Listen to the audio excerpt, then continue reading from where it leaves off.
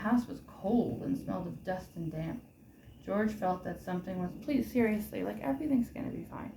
Yeah. Are you recording this right now? Mm-hmm. Nick, everything's going to be fine. Mm-hmm.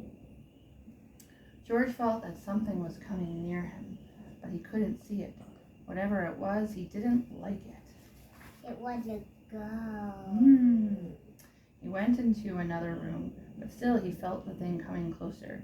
It made his skin feel cold and his hair began to prickle. I think I'll go upstairs, he said. There's something wrong down here.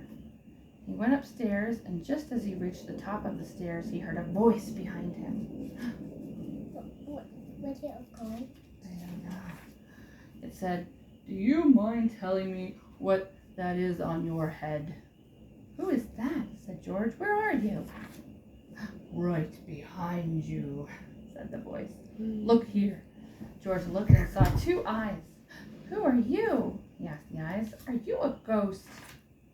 "Yes," the eyes replied, "but I'd rather have you call me Fred, and I still want to know what is on your head." "Oh, that," said George. "I'd forgotten about that. It's my hat I used when I was playing astronaut." "Please take it off," said Fred. "It makes your voice sound odd." So George took off the hat. "Is that better?" he asked. "Much," Fred replied. "You have a nice voice, if you give it a chance." "Thank you," said George. "Nobody ever told me that before." That was a ghost. "Yeah, but he's nice." "What brings you here?" asked Fred. "This is no place for a boy alone." "I got lost," said George. "What about you? Why are you here?" "It's a long story," Fred replied, "but to be brief about it, I am here to guard some treasure." "Treasure?" George cried. "Where is it?" "I wouldn't be much of a guard if I told you. I'm going to let you guess." "Is it in the bedroom, the kitchen, the cellar, the attic?" No. "Then I give up. Where is it?" Fred made a little coughing sound. "Well, to tell the truth, I've forgotten," he said. "I was hoping you would remind me." "Then let's look," said George. "You're sure it's in the house?" "Just about," said Fred. "I saw it once, but that was long ago. Let's try downstairs." They went downstairs, and in the pantry they found 3 mice. "Have you seen the treasure?" George asked.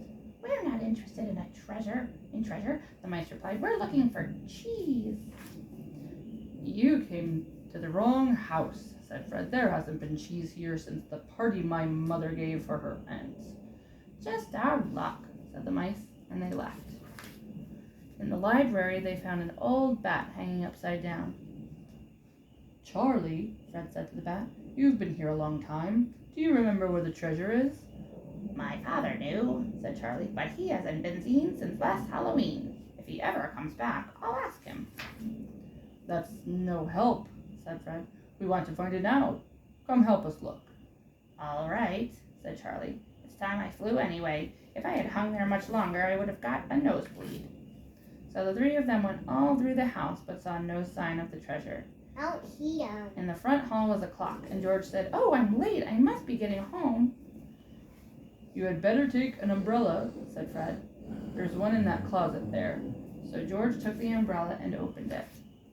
And out poured the treasure.